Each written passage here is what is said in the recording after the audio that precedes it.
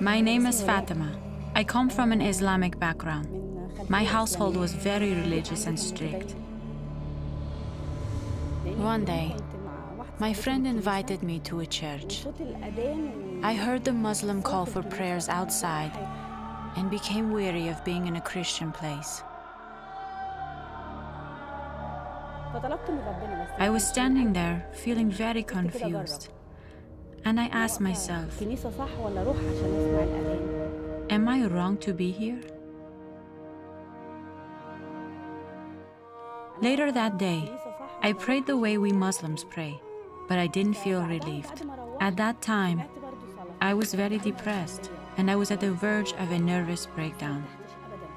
I started to cry, and I told God, if you really exist, whether you are the one that is in the Bible or the one that is in the Quran, show me the way. God heard that prayer, and He responded. I fell asleep, and I dreamt that I was at a church I'd never seen before. I asked around until I found it, and it was exactly like I saw it in my dream. So I just walked in and sat down. I didn't know how to pray, so I opened the Old Testament and started to read. And then I felt a slight change in my life, but it wasn't the change I needed. My family found a photo of the church I had visited from my dream. They would say things like, "You're not allowed to leave the house." They would also say, "It is allowed for us to kill a deserter."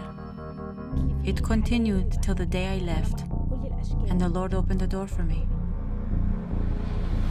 Someone that I knew told me of someone's house that I could stay at.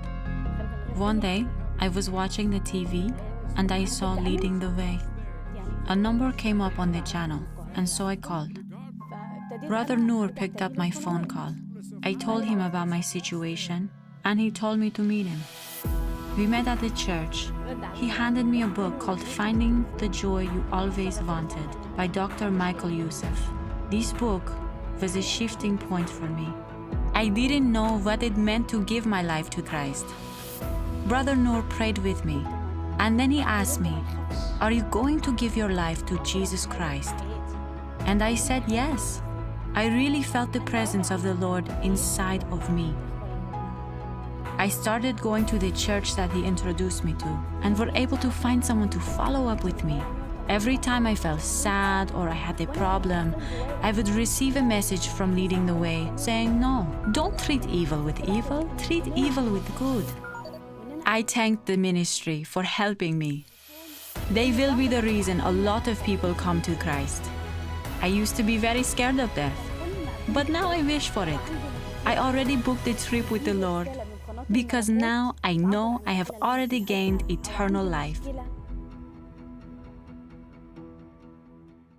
This year, if you read about it in the headlines, Leading the Way was there on the front lines, and so were you. God is orchestrating amazing opportunities for us to share the gospel on the ground in some of the darkest places in the world, and hope is breaking through. This year, through your prayers and gifts, thousands of persecuted Christians and refugees received physical relief and spiritual support. Terrorists abandoned their hate for the love of Christ, and God's truth transformed lives at home and abroad. This month, generous friends of Leading the Way have committed $1 million to the ministry and are challenging you to match their gifts this month. With your help, that $1 million can become $2 million for the gospel through our December Gift Challenge. Will you partner with us in this exciting work today?